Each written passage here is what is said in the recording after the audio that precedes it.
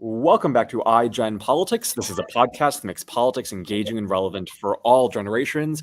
This is Victor Shi. And this is Jill Wine-Banks, and I'm wearing a special pin for our guest today. It says, and I don't know, Alan, if you can see this, it says faux news. And it seemed appropriate for the discussion that we're going to have because you, of course, are the head of the News Literacy Project, which aims to address one of Victor's and my biggest concerns in the world, which is how to get people to recognize fake news, to recognize misinformation, disinformation, to think more critically about the information they consume.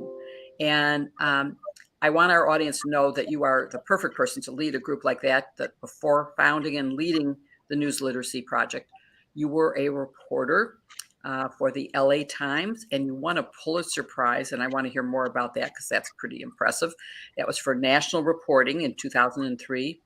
And so before we get to that, I want to say thank you for not only founding and running this organization, but for being here with us. We're very, very happy to have you here. It's a pleasure to be here. So let's start with your News Literacy Project and tell us more about it, why you founded it, what it can mean to the people listening to this podcast or watching us on YouTube right now or later. So the News Literacy Project is a national educational nonprofit that produces programs and resources to both teach and help others learn how to know what news and other information to trust. We instill an appreciation of the role of the free press and the First Amendment in a democracy, and give people the tools to be equal, informed, and engaged participants in the public life of their communities. And I started NLP in 2008 and helped found the field of news literacy after working for 29 years as a journalist, because I was concerned then about two things. One was how my own daughter, who was then 12, was accessing and valuing the tsunami of sources of news and information of such varying credibility, accountability, and transparency, and also the beginning of the breakdown of the business model for journalism and whether there will continue to be an appreciation and demand for it.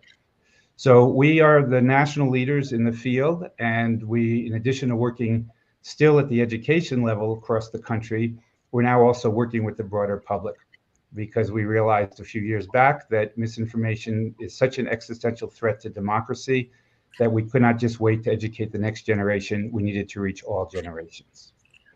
I think for our podcast, which is all generations, for sure, having Victor and me as the co-hosts.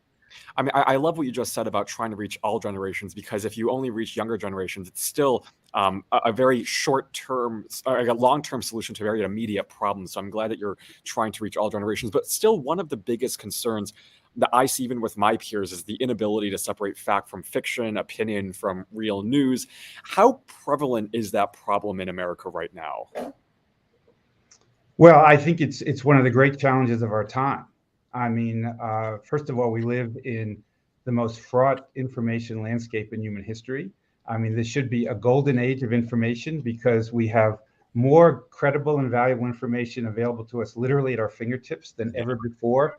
But it's competing for our attention with so much more information that is not intended to inform us in a dispassionate, accurate, accountable way, but to sell, to persuade, to mislead, to misinform. And it's very difficult to sort the information wheat from the chaff in this environment. We now know, of course, that tens of millions of Americans believe and have acted on conspiratorial thinking. And public opinion surveys show that, a very large percentage of people say it is difficult, very challenging to sort fact from fiction. And we also see a general breakdown of trust as a result. Trust in all institutions, and the news media, as well as government and business and other parts of society. So on top of this, we've got an environment, a landscape where there's no barrier to entry for grifters or hoaxes or for foreign governments that want to create information, whether it's for partisan purposes or for profit or to create mischief or to undermine democracy. And so that's why, again, we feel this is really a survival skill, the ability to know what to trust and particularly what to share and act on in this age. And it's absolutely essential to be an informed and engaged participant in democracy. Boy, that is the truth. And, I'm old enough to remember long ago when Russia used propaganda, which was misinformation or disinformation, but it was used as deliberate propaganda. And now we're seeing, for example, and my phone news pin, by the way, also has the logo of Fox News on it, which seems very appropriate in light of the Dominion lawsuit and the discovery that has shown us how they are using total conspiracy theories, totally unfounded information that they know to be false, and they're using it anyway. And I'm just wondering, based on disinformation, misinformation that has now captured such a large audience, even if it was only on Fox News, and it isn't limited to that, but even if it was only Fox News, they are the largest cable channel, and so they have a huge audience. And I'm wondering, what is the reason that their audience can fall for this? How can they, for example, they're not even reporting on the discovery or the lawsuit, so that their audience doesn't even know that they've basically admitted that they lie. They basically have shown through their emails and their texts that they have disdain for their own audience and for their guests. You have Tucker Carlson saying, "I hate Trump passionately," or Sidney Powell is an idiot. Same for Rudy Giuliani. So is this because social media with its, as you mentioned, it's no cost entry, or is it because of Trump's unapologetic statements, or is it because of the lack of critical thinking not being taught in school? How have we gotten to this point? So there's a lot to unpack there. I do think that we've seen a decline in the teaching of civics, and maybe to some extent, in terms of critical thinking. This is beginning to come back now, and there's efforts in a number of states have brought back either civics or how to know what news and information to trust as a part of their teaching. Not enough. We advocate that across the country. I think, look, the internet and technology have really fragmented the information landscape. And so, there's an opportunity for people to only go to those sources that will confirm their pre-existing beliefs as opposed to challenge them. This obviously, the sense of hyperpolarization, tribalism, a growing sense of grievance has helped to fuel this. And so we see people who are essentially in their filter bubbles and engaged in echo chambers, whether it's online or whether it's through cable news, and that just has deepened the polarization. And in some ways it inoculates people from being facing the challenges to their beliefs. We've also seen that there's a tendency, for confirmation bias, for people to believe what they choose to believe, and then to dismiss what challenges their belief as fake news or as biased. And it's one of the things that we teach about, is to be aware of your own biases that you bring. I think in terms of the situation with Fox, it's what we might talk about as a teachable moment. One of the foundational lessons in our virtual classroom, which is called Checkology, we call info zones, where you have to learn to distinguish between news and opinion and advertising and propaganda in terms of its main purpose. So you see in the Dominion case, that there was a highly reputable decision desk at Fox that called the election accurately, the election in Arizona for Biden in 2020, that led to a lot of internal angst and anger about this. You also had somebody on the news side who was doing fact checking about the false claims around the election, who later left the organization. And a lot of what we're seeing come out in this in the Dominion case, of course, are the opinion hosts who we know have had strong ties to the president, to former President Trump. And now what we're seeing is that they were actually putting people on the air who were saying things, and they were sharing things that they themselves did not believe. So, our goal, we are rigorously nonpartisan. I want to underscore, is to give people the tools to make those judgments about what they see. And this is a case where there's an opportunity. Obviously, there's a lot more that's been disclosed for them to decide if this is a credible source. Yeah. So before we get to the tools, which I think Victor wants to ask you about, there was one phrase there that you said that I want to pick up on, and that was that they see. And the problem is, as you've said, we have a fragmented media landscape now, and you can see only those things that reflect your views. And that was one of the reasons that Fox was lying, was because their audience wanted to hear those lies. They did not want to hear the facts. They did not want to know the truth. And so when you say that they see, how do you get them to see MSNBC, not just Fox, to see the facts? Well, look, I think I have to say here, I think that that the cable stations in general have a real mix of news and opinion. It's not unique to Fox, and I think it makes it sometimes challenging for viewers to sort through what it is that they're seeing, and what they're looking at. Look, I think that one of the reasons we chose when I started NLP to work in schools, in middle schools and high schools, is to reach young people before they've already gotten into their filter bubbles and have are deeply invested in partisan views and perhaps seeing the news through prisms of red and blue. And when you do that, I think you tend to see the world in terms that are more black and white. And so I think that's one reason. It's obviously harder when you're talking about the general public. First of all, so many more people, and people who are more deeply invested sometimes in seeing the news in certain terms that they will believe only those things that confirm to their beliefs and conform to their beliefs, and dismiss everything else.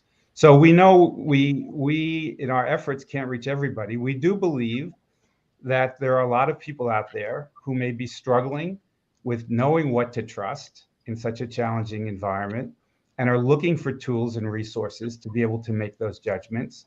And also people who want to be part of an information solution instead of the disinformation problem, and to share with others. And we encourage people to push back against misinformation, to push back against bias when they see it, to weigh in and be upstanders for facts. And I think, our goal really, Jill, and Victor, is to change the culture in the ways that we've seen around issues like drunk driving and littering and smoking, so that people have a sense of personal responsibility. Because the viral misinformation cannot get the kind of reach it does without many of us sharing it, often inadvertently. Yeah. So we want to reach those who are open to being more responsible, to empowering their voices, and to pushing back against this toxic tide of misinformation. So I want to ask you about the tools that you want your maybe people in the classroom to take away, and also people watching and listening to this. But before I do that, I just came from a class. This is our last week in this English class, and we were talking about the death of English departments, not maybe the death, but the decline of English departments. And the professor asked us why why we think that English is a useful degree. And I can't tell you the overwhelming number of people who said English and any type of communications or news literacy or social media literacy class teaches you how to critically think, and there isn't enough of that in the world anymore. And so people aren't taking these classes. They think that there isn't enough of a job market out there if you take these classes and majors. And it was just really interesting to me to kind of be a part of that and listen to my peers and the professors say that, not enough people are taking these classes where it teaches you how to critically think. So I think it's really important to have news literacy and also just any type of communications class that teaches you how to evaluate and critically look at information.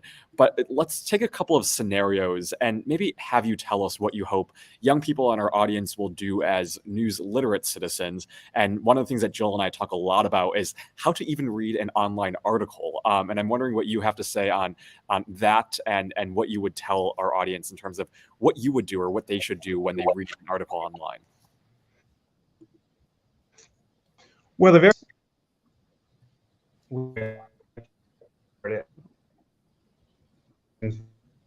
very quickly is to stop and ask yourself, what am I looking at? Is this something that purports to be news and to inform me in a dispassionate, contextual, accurate way? Or is this something that's trying to persuade me or to sell things, especially if it's something that appeals to our emotions?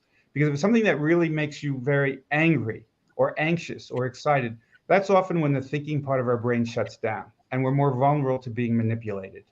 And so you want to see, well, who created this? Can you tell where this came from? Is it a reputable source? Can you check it out? Are you familiar with it? Are there sources in what you're looking at, so that you can make up your mind? Are there multiple points of view provided, or is it just one side of an issue? Is there documentation that you can look at? Is this something that seems to be presented in a more dispassionate way, or is it clearly there's very strong bias in what you're looking at? And sometimes there's telltale signs with lots of capital letters or lots of exclamation points. Are other people reporting this? If it's coming from one place and it seems too incredibly true or too good to be true, it may not be true. Yeah. Generally, it's something that if it's real and it's important, it'll be widely shared. And then you need to follow a story or an issue over time. I mean, truth is often provisional. It takes time to emerge, especially on big breaking stories where journalists are racing to verify facts, or scientists may be trying to nail things down. And that's a time when we're really vulnerable, because when the bad actors come in and they try to set the narrative and to exploit people's emotions at that time. And then most important of all, you need to ask yourself, should I trust this?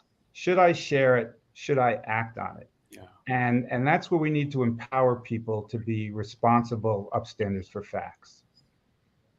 What about clicking through? Because the advantage to me of reading the newspaper online is that when it says, for example, someone was indicted, I don't have to take their summary of the indictment. I can click on the word indictment and I can read it.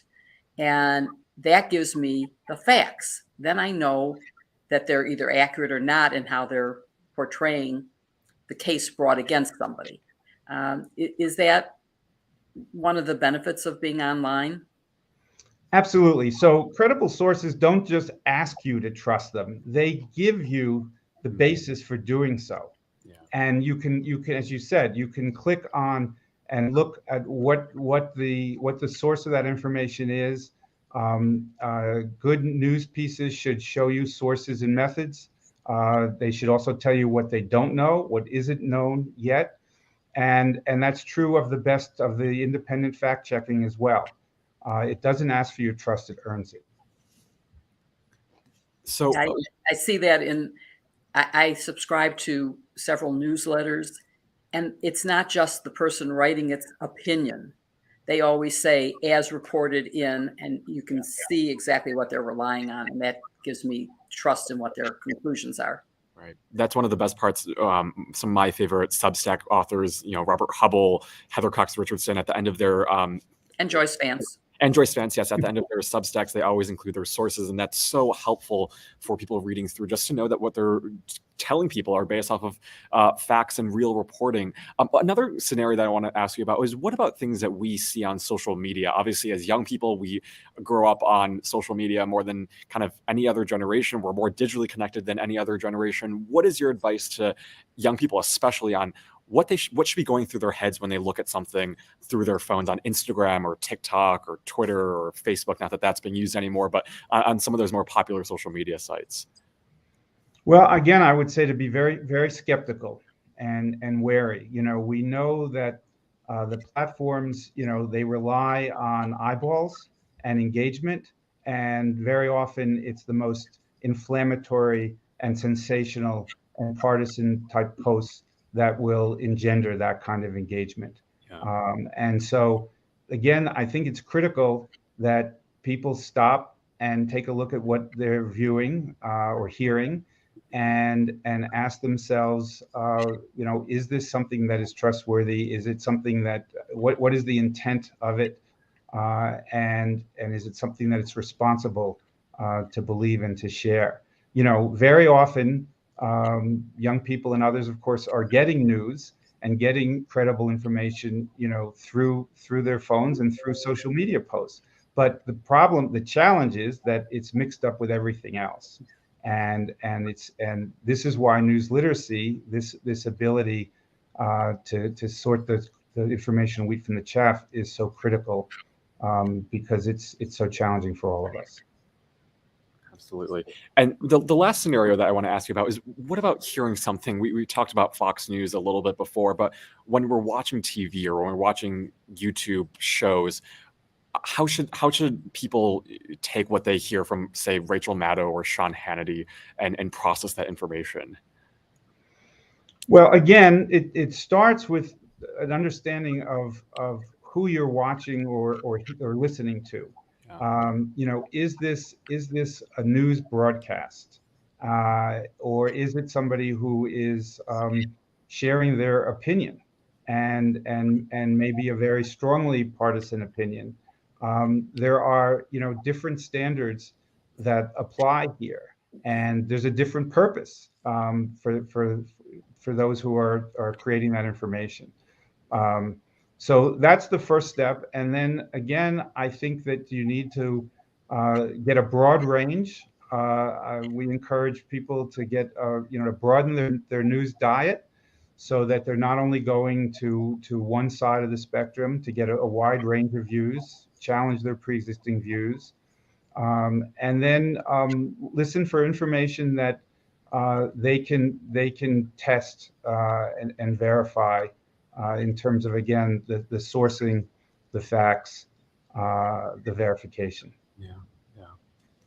So you introduced the idea of news literacy, and to me, that seems like something that should be in every middle or high school in America. I didn't even take my first. I mean, we aren't required to take any news literacy in high school or middle school, but I took my first news literacy class in college, and it was one of the best, most kind of eye-opening experiences, because as a passive consumer of information, it's different to actually be an active consumer of information and think through those questions that you just posed. How prevalent is news literacy as a course in America, and what are some of the results that we've seen from it? So we are kind of an offshoot or a way of teaching media literacy, which is a field that has been around a lot longer. Our focus obviously is on how to know what to believe, and an appreciation of the First Amendment, and a free press. There are a limited number of states that require this basic critical thinking skill.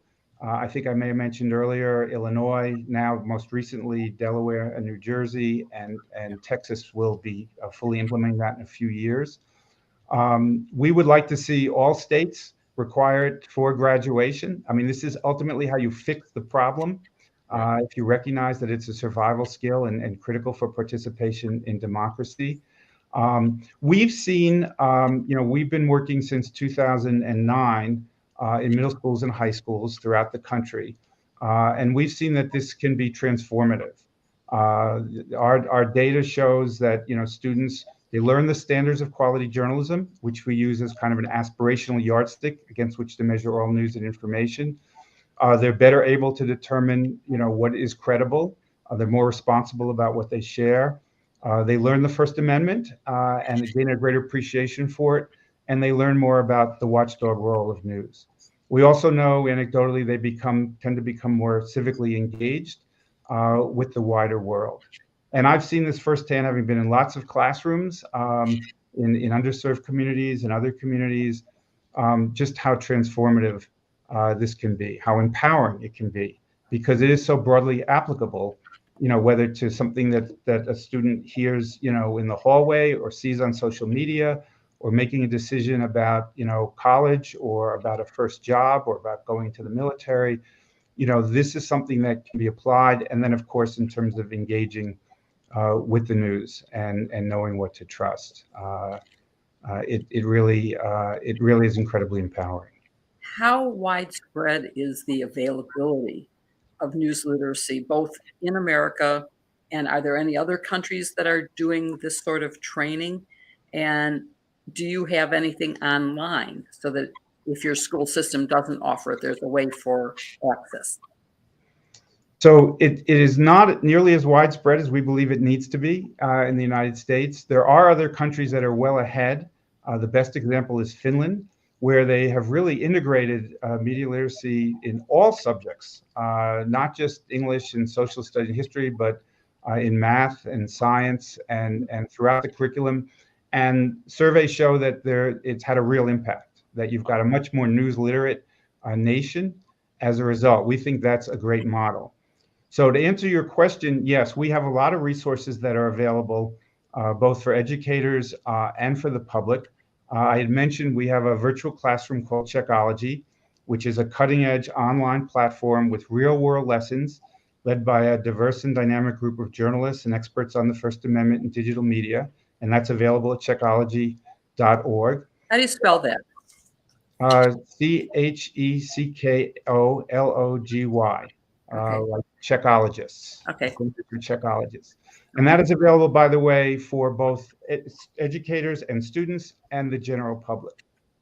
Then we produce a newsletter which debunks the latest viral rumors, conspiracy theories, and hoaxes. And we have a version for educators called The Sift and a version for the general public called Get Smart About News. We have an app called Informable, which is a game that tests and builds news literacy skills for all ages. And our own podcast called Is That a Fact? That looks at the impact of misinformation on democracy. And most recently, we've created a new platform, which is called Rumor Guard, which we launched in October. And this is a place where you can go to see the most prevalent viral rumor debunked and why it is false. And then we provide social media posts that you can share to push back against that rumor. We actually have weekly alerts where we share them, make it very easy for people to help in this asymmetric battle between the bad actors and those of us who would like to create a more credible info landscape. And if you want to then learn how to do some of the debunking yourself, we teach how to do reverse image searching and what we call lateral reading, where you get off the site and go to another site to check. And we really want to create a community of news literacy practitioners and see Rumor Guard as a hub to build that more news literate America. Wow, that sounds like something that I want to register for. If I go on your website, can I register for that Rumor Guard? Absolutely, yes. Okay, I'm going to do that because as careful as I am, occasionally I'll read something and go, oh, that's fantastic. And I'll go to retweet it. And as soon as I start to click, I go, wait a minute, that's probably too good to be true. I better check it. And of course, 9 times out of 10, when it's too good to be true, it is too good to be true, and it isn't. It's a fake. So I don't know. I mean, I think your organization is doing some amazing stuff. And I want to make sure that everybody listening knows that we're going to put a link to your website and to all these other resources there. And before we move on to talk about a specific example of how you talk to people who consume their news from Fox and how you can tell if you're listening to Fox, whether the emails behind it say we're lying and we know it, or whether they actually think it's true. I just want to talk about your Pulitzer. So tell me what you won the Pulitzer for. Well, thank you. So I'll mention, Jill, that you can certainly, you or viewers can share an email with us at info@newslit.org or find us at newslit.org as well. If you want to subscribe to the newsletters and the Rumor Guard alerts and our other resources. So I spent 29 years as a journalist, primarily doing investigative reporting in the Washington Bureau of the LA Times. And in 2002, a colleague, Kevin Sack, and I spent over a year investigating the Marine Corps aviation program, and particularly focused on their Harrier jump jet which is an attack jet that takes off and lands like a helicopter and flies as a fixed-wing plane. And what we discovered that was over the course of many decades, the Harrier was the most dangerous plane in the U.S. military in terms of non-combat accidents. And 45 Marines died in those accidents, including some of their finest pilots and future generals. And we also found with the Harrier that it wasn't one thing that went wrong. It was really everything. It was an incredibly difficult plane to fly. It was very hard to maintain. There was a large engine created by Rolls-Royce that created the vertical lift that was really problematic. Pilots weren't getting enough flight hours. And we found that the Harrier was just one of actually 3 aircraft that the Marines were getting as this was their own aircraft. They'd previously been getting all aircraft from the Navy. And the second was the Osprey, which is a troop transport. That had multiple accidents that had killed 26, mostly Marines, in again non-combat accidents, and then the Marines were getting their own version of the Joint Strike Fighter, which was there were some challenges with that aircraft as well. So the series was called the Vertical Vision, and it was really a look at the high price the Marines had paid in blood and treasure for their aviation system, and the fact that these aircraft the Harrier in particular, was not being used for what the primary purpose that had been acquired for, that made it distinctive. So we looked at all of those cases. We talked to survivors of every one of the Marine pilots who had died, and for the first time, we put that picture together. Thank you. Yeah, very interesting. So let's apply. We've talked so much about news literacy and some of the skills that you want students and our audience to take away. And I want to apply some of these lessons to Fox News in particular. As we mentioned earlier, in these Dominion court filings, we saw executives like Rupert Murdoch and anchors like Tucker Carlson, Sean Hannity, Laura Ingraham not only knew Trump's big lie was a lie, but that they intentionally promoted these lies to despite knowing so. So I'm wondering first, how do you determine if a network is credible, and do you consider, given all of this, Fox to be a legitimate news source anymore? So one thing I want to emphasize is that we don't tell people what to think. We're really giving them the skills to know how to think. Right. And we do not generally steer people, to or from a given source. And one of the things I would say broadly, I'll come back to Fox in a moment, is that even within any news outlet, you'll have a mix of news and opinion and advertising. And of course, when it's online, it's often disaggregated. And again, within even the finest sources, they're imperfect. I know this very well as a journalist of 29 years. Mistakes are made, not because things are deliberately falsified, but because of the rush of time, and sources mislead, and honest mistakes may be made, and bias may creep in. So we want to give people the ability to make those judgments about what they encounter. So in terms of and then even within, so we can talk about Fox. You do have a news operation in Fox. Obviously, this attention has been focused primarily on the evening hosts who have been taking these positions, which we now know that they themselves didn't necessarily believe. So I think it's important even there to make some distinctions. But I think it's a powerful lesson for those who may be watching Fox, to have this information. As you indicated earlier, it's not necessarily being shared on Fox.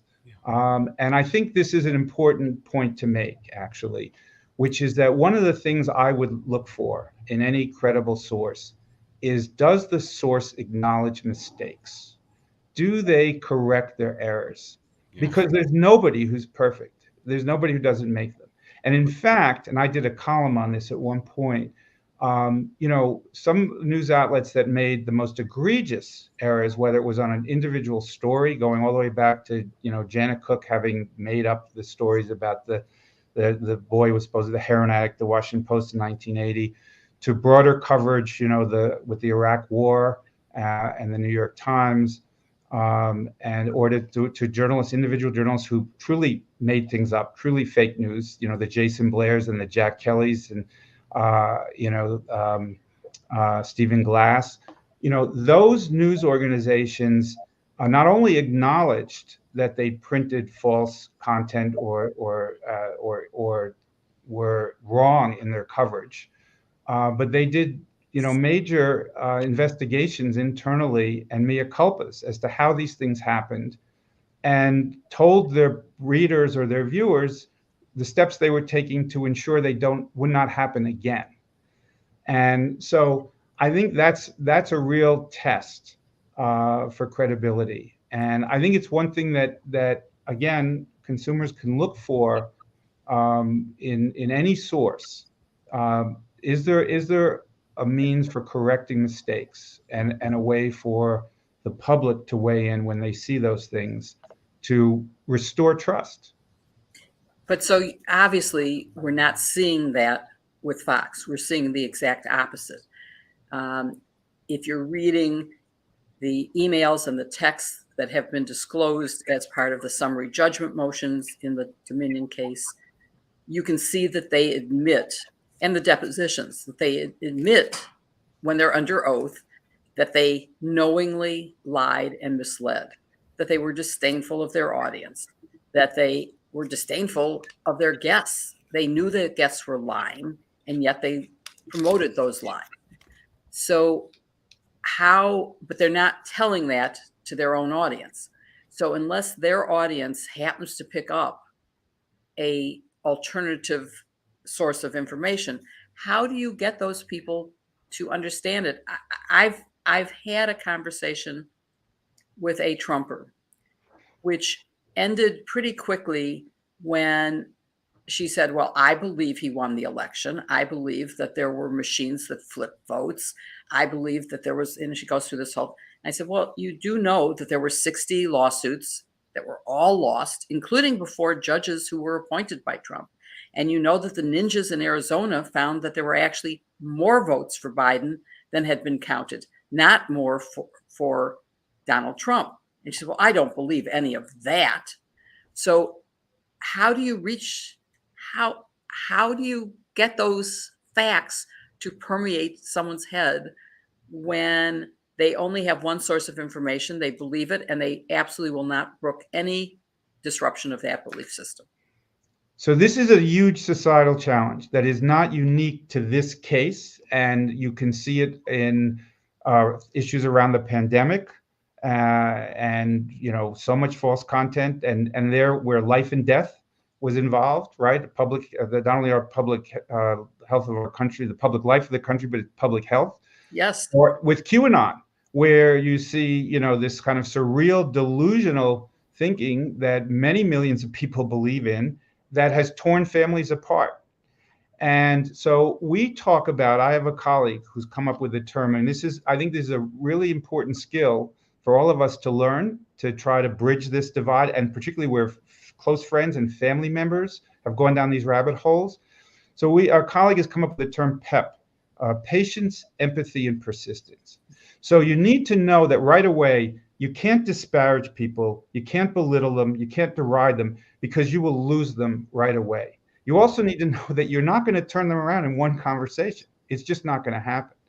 And so you need to be deeply listening to them and making them feel seen and heard, and then find a way into the conversation where you might suggest, have you thought about this? How do you know this?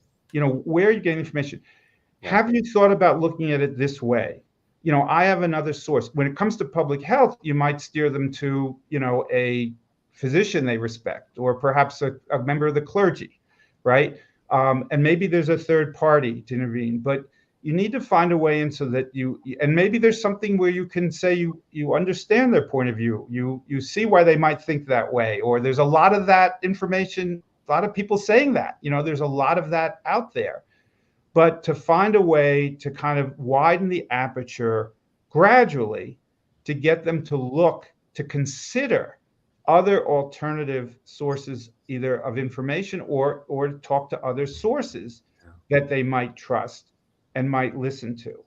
And then over time, it obviously it's not always going to be successful. But particularly if it's somebody that you love, it's a family member, it may well be worth the effort to try to engage in an empathetic way, to get them to begin to see things a little differently. You might, one of the things you might do is give them all our resources, but I should have mentioned earlier, are available at no cost. They're all free. Give them a subscription to get smart about news, or Yes. suggest Good idea. rumor card. Take a look. Here's this platform. Why don't you just check it out? Yeah. And Yes. maybe that's a way to get them to begin to look at these things through a different light. Because again, what we say, we don't just say, well, you shouldn't think this way, you shouldn't believe this. We give you the basis, the evidence. Here's what to look at. Here's the links. Here's the sources. To make your own judgment on this. I'm going to try that because I have patience. I'm sorry, don't have patience. I have empathy, but no patience. And so I'm going to try that. I think a subscription is the answer.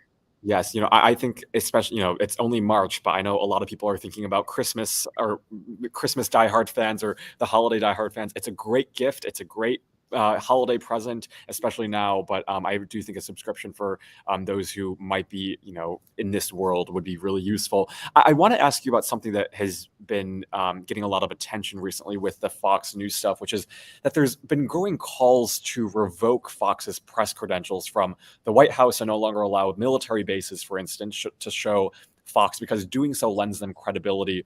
Do you agree with these calls? Do you think that the government and different institutions have a responsibility not to give a network like Fox more credibility than it deserves?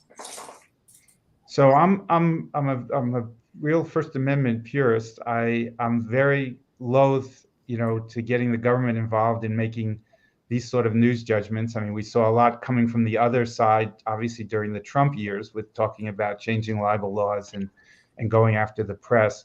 I think that's a call for those institutions. It's not a place that we tend to go in terms of making those sort of recommendations. Again, our focus really is on giving people the ability to make those judgments. I would leave it to those institutions to decide that. So let me ask you a slightly different question, which is, how should other networks and cable outlets report the false information that is being put forth by Fox News through guests like Donald Trump or Sidney Powell or Rudy Giuliani or whoever it is? Should they ignore those things, or is it news just because the former president said it? So this is a really tough judgment call. I think that needs to be made on a case-by-case basis, because the news organizations face the challenge of when particularly prominent public officials are saying things that are patently false, that even in reporting on them and debunking them, they actually help amplify that information. There's surveys that show that. But I think, when you've got somebody who's maybe a president or maybe a presidential candidate, or you have a major news network, there's obviously a responsibility to report those things and to do it in a way that is accurate and contextual, and that says what the facts are, and what the evidence shows, to do that in a way that informs the public. So this was such a wonderful episode, and I wonder, just one last question that we always want to ask our guests is, what advice do you have for young people? And we've talked about what you hope young people and will take away from this world and news literacy, but what is your final message to young people out there who are living in this world where there's so much information and so much misinformation, disinformation? Well, I would say that to be extremely mindful. First of all, to get some news literacy skills. And again, our resources are available for all, to be able to. It's so important to have some sense of what you're looking at. Are you looking at news? Are you looking at opinion? Are you looking at advertising? Are you looking at propaganda? Are you looking at raw information and potentially misinformation and disinformation? And then to be able to have that mental yardstick to ask some basic questions, and in terms of who created it and what the sources are and the verification, and then to know what to trust and what to share, and so that you can be engaged in a way that is mindful and responsible and that empowers your voice. Because I mean, for all young people today, they are their own editor and they can be their own publisher, essentially. And so, we want them to play those roles in ways that are best to empower their voice and to make their contribution, as positive and meaningful as possible for the wider society. I hope everyone will sign up for your website and your newsletters and really start thinking before they quote something from the news. Analyze whether they think it's really based on fact or whether they're going to be getting some fake treatment that will actually hurt them, going to the science and health part of your comment, where people were actually taking medicine that was dangerous because the president said it was a good thing, without any scientific evidence and without any care for how it might hurt people. Thank you so much. Thank you. It's been a pleasure. Thanks so much, Alan. Thank you. That was such an important episode, a news literacy project. I urge everyone watching or listening to check out their website. They have great resources. And in this moment, it's so important. And Jill, I want to get into your thoughts, but as he was talking, when he mentioned the integration of news literacy in English classes or other classes, I thought back to, I did this one exercise in it was my advanced placement language and composition class in high school. And one of the things that we did that I thought really opened my eyes to the difference between fact and opinion, real news reporting versus opinion reporting, is hedging language. And so our teacher had us do this exercise where we would look at a real kind of reporting, kind of news report from the New York Times, and we would look if they used words like should, could, might, kind of cautious words. There was basically none of that in there. Opinion columns used a lot of those type of words: could, should, might, may. And it was just one of those moments where you kind of saw the difference between, okay, this is what real reporting, hard journalism looks like versus opinion. And I don't think enough people know about that, but it's just kind of goes to show why news literacy, maybe if we don't have a news literacy course by itself, we can integrate news literacy and get teachers to do these lessons, because even that moment has stuck with me since. And just kind of knowing how to read an article, knowing what words to pay attention to, all of that is so important. But this episode was, I thought, really informative. I'm wondering what you think about what Alan had to say. Well, obviously, this has been a major concern of mine, that people are acting on total fabricated information. They're Yes. voting on it. They're electing people to office because they believe things that are completely made up and that have no factual foundation. And so, yes, I think we need to have critical thinking. Yes, I think we need to have news literacy taught. I think that we have to watch for key words, like you were saying, words like think or believe. Yes. Those aren't facts. If someone thinks it or believes it, that's their opinion. It's not a fact. And, you have to watch out for that. Although, of course, in the most egregious cases, the people putting those forward are not using those words. That's true. They're saying it's true. Yep. So you're not going to spot it. He wasn't critical of Fox News. I will be. When you're listening to Tucker Carlson, it's an outrage that this is true. Well, it's not an outrage because it isn't true. It's made up. Yeah. And so that isn't the only way you can tell. You do need to expose yourself to alternative sources of information, and not just say, because I want this to be true, it must be true. It isn't necessarily. Yeah, So definitely. Well, we will put all of those links in our show notes for you to check out if you're listening to this, and if you are watching this on YouTube, and if you want to get it, you can check out the audio version tomorrow, Wednesday. We'll include all those links in our show notes. But there's some other topics we want to get to during our chit chat. The first is this is a bit of a more lighthearted topic.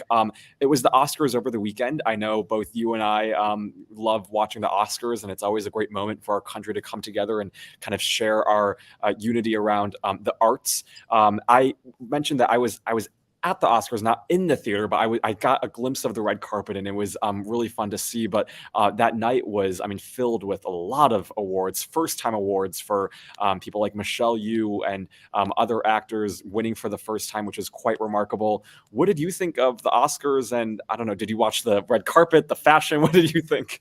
I'm of not really course I watched the fashion, and I record it and skip through the ads because otherwise it's in Yeah, it's way too long. interminable amount of time. And I thought the show was very well done this year. I really, really enjoyed watching it. I have to say that this is the first year where I haven't seen at least most of the nominees. In the past, I've even gone to the Evanston Theater, used to have a an evening of showing the shorts so that Ooh, you could watch the live and animated short right. films that were nominated, which in the old days when we used to have Oscar parties, I would have a big, lead on other people because I wasn't just blindly guessing on the name of a title. I'd actually seen those movies. Yes, yes. This year, I saw very few of them. And I saw some trailers and went, I will never see everywhere, every time, every place, whatever that's called. I'm sorry. It's just not a movie that I will ever see. I did as soon as I saw that Elephant Whisperers won for Best Documentary. I went online to look for it. And I have to say, I was very disappointed. Mm. As I love elephant. As you know, Victor, I love all animals, but Yeah. I've been on many safaris, and elephants are intelligent, caring, sentient beings who take care of each other. I mean, they're wonderful. And I just felt like this did not give me as much information. And I also, the animals who were being rescued were chained, and it just killed. Oh Yeah. my God. I just warn anyone who's going to listen or watch this movie that the elephants, while they're loved, they are definitely loved and taken care of. They are chained. Yeah, And that just sort of was like, I can't watch this. This is too you know, awful. there was a moment. I think for those who have been listening to this podcast for a while, our friend Clarissa Ward was a part of the Nalvani documentary, and Nalvani won. I think it was Best Documentary of the Year. I might be mistaken, but they won an award, so that was some good news. And my favorite line of the night was from Jimmy Kimmel, who said, I'm paraphrasing here, but he said that editors are so powerful, you can take 44,000 hours of January 6th footage and turn it into a mere tourist visit. And it's true, editors are powerful even in that sense. Yeah, that was a very good line. And he had a lot of good lines. I thought he did an Yes. excellent job. And the show kept moving, and I enjoyed it. And there are many of the movies that I was introduced to by seeing something about them that I look forward to seeing, including The Whale. Brendan Fraser won for Best Actor. Yes. And there were so many good acting jobs. Yeah. I mean, unbelievable. And I look forward to seeing many of the movies. But on to some more serious things. Let's talk a little bit about SVB, the bank that failed dramatically. It was the 16th largest bank in the country. Mhm. And the next day, Signature Bank in New York also failed. Yep. And the depositors in that bank are all being bailed out, even if they had more than $250,000, Yeah. which, number one, if you have $250,000, you're pretty well off, right? Let's put it. And they're getting bailed out. And you, Victor, for your student loans, are never going to get bailed out. You can't even get the debt relief for a little portion of the unbelievable amount that you're paying, and you can never discharge it in bankruptcy. Yeah. Which is, and so let's talk a little bit about how your generation must feel, where the tech investors who put their money in this bank are getting bailed out, and you're not. I mean, there is a big fairness argument here, and it is, at the end of the day, who wins? And a tweet that I saw that really struck my attention was basically, I mean, you have Mark Cuban, you have all these people saying, bail out Silicon Valley tonight. The Feds approved it. Other instances, bail out Goldman Sachs or give them the $824 billion that they need. The Feds approved it. Jamie Dimon saying JP Morgan Chase needs XYZ billion dollars. The Feds approved it. But then you have your average person who wants, student loan forgiveness, or, someone whose family got cancer. Can we get Medicare? The Feds say we're broke, or they don't allow it. And so it really is, I mean, these tech investors, I mean, Silicon Valley Bank was the bank, apparently, as I've read, is like, if you were a part of Silicon Valley Bank, you were seen as cool. And so a lot of the tech investors went there and they deposited money in there. And now the Federal Reserve said that they're going to bail them out. And I guess for President Biden, the good news is that no tax. And bail them out beyond the, beyond the 250. Everybody who acts sensibly knows that they can put $250,000 in a bank. Right.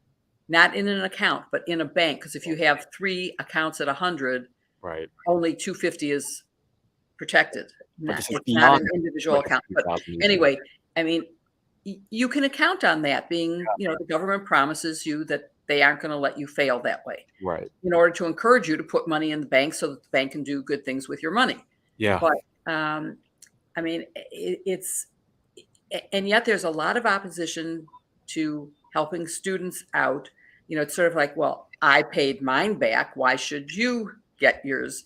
And of course, when I went to college, tuition was in the hundreds per semester, not in the hundreds of thousands per year. Right. And I mean, maybe I'm exaggerating at 100,000, but 50 to 80,000 is not an uncommon amount of annual tuition. Right. Whereas for me, it was under 1,000. Yeah. And so it's now also money was worth a different amount then. So 1,000 is worth more today but it's not worth 80,000. It's not worth 50,000.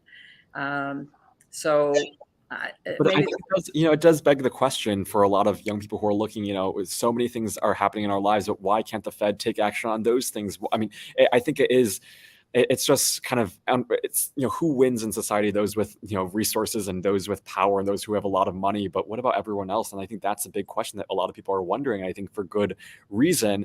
But I do want to touch on one other thing with this, which is, I mean, we can't look at this without looking at it through the lens of what happened in 2018 with Trump deregulating a lot of the portions of Dodd-Frank, which if you kind of compare what was before Dodd-Frank or what happened in 2018 and what happened in 2018, it seems like those policies is kind of what led to this happening.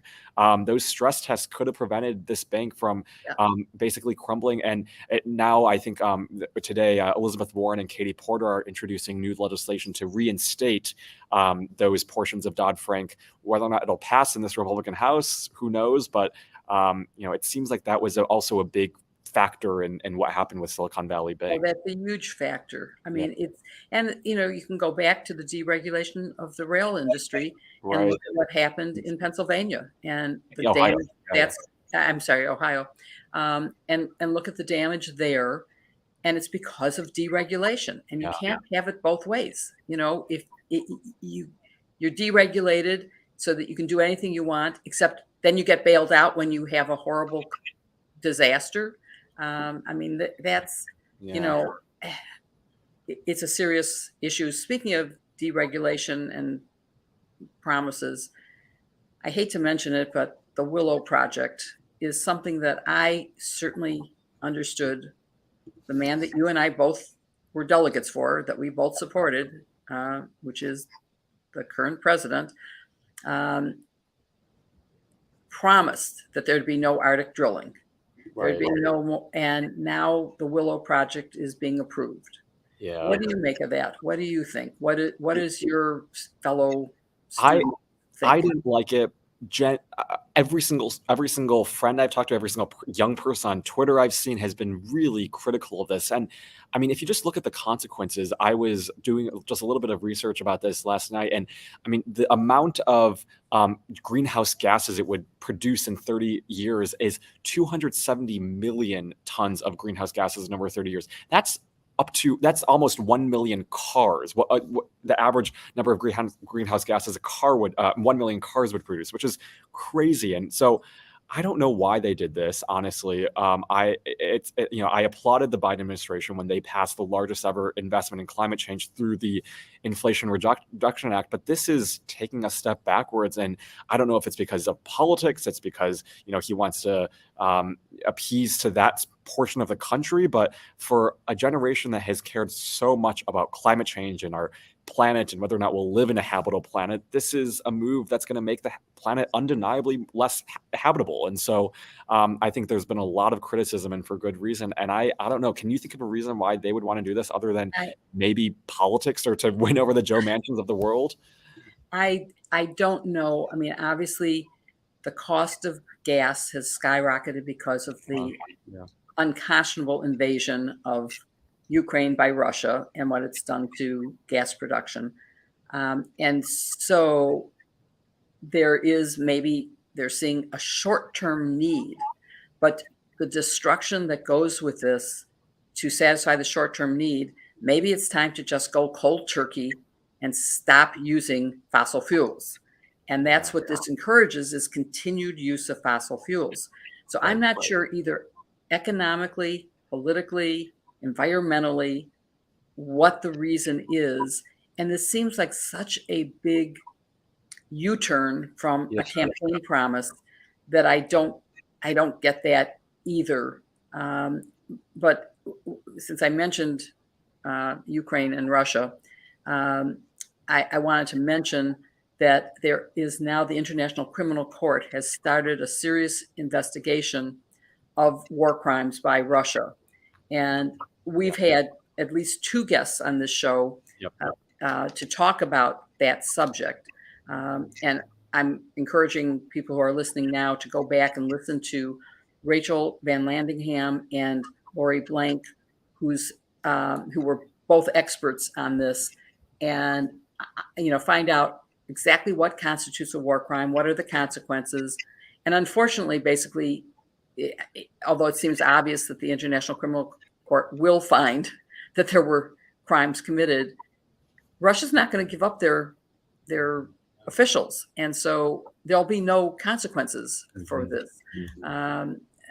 No, not the kind of consequences that I think you and I would like. And in terms of accountability and consequences, should we talk about DA Bragg? We're running short on time, but let's do it. I mean, there was some breaking news. If you're listening to this on Wednesday, on Monday, apparently the Trump attorneys met with the Manhattan DA and said that we do not want you to indict our client. Jill, what does that mean? Does that tell you anything about where this investigation is headed? Well, yeah. I mean, first of all, the fact that Donald Trump, was invited and offered the opportunity to present his case before the grand jury means that they're thinking of asking the grand jury to indict, and they want to, in fairness, give him the opportunity to come in and say, no, this is a misinterpretation, and I didn't do the things that you're thinking are bad, and here's why. He has turned down that. But I think what we did learn was that prior to that, his lawyers had actually already met, because in cases like this, it is not uncommon for lawyers for white-collar criminals or organized crime people in the bigger cases to come in and talk to prosecutors to say, have you thought about these facts? Here's some evidence that we have that would maybe change your point of view. That's already happened. And so when you combine all of those facts, it seems like it's not going to be long before the DA asks the grand jury to indict, or says to the grand jury, I don't think there's enough evidence. Yeah. And to me right now, the only question is the indictment going to be for a felony or for a misdemeanor, not whether there will be one. I think that it's pretty clear based on the witnesses, and recent witnesses include Kellyanne Conway and Hope Hicks, and Michael Cohen is in today for his 2nd day, and I think there's already rumor that he's coming back for a 3rd day. So I think that they're moving close to a decision, one way or the other. And I don't like to predict those things, so we're going to have to wait and see. But maybe by our show next week, which we hope everyone listening will join us, maybe we'll have that to talk about.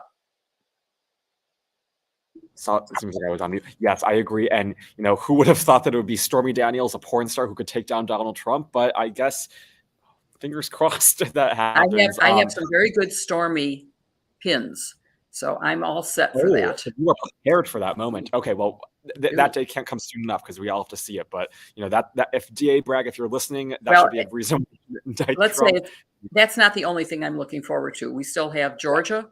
We still have Jack Smith. And let's look at all of those. Absolutely. Thank you, everyone, for watching this episode of iGen Politics. We will be back next week for another episode, and hopefully you'll tune in then. And in the meantime, you can subscribe to us on YouTube, on youtube.com/Politicon, or wherever you follow your podcasts. Thanks so much again for listening to this, and we will see you next week.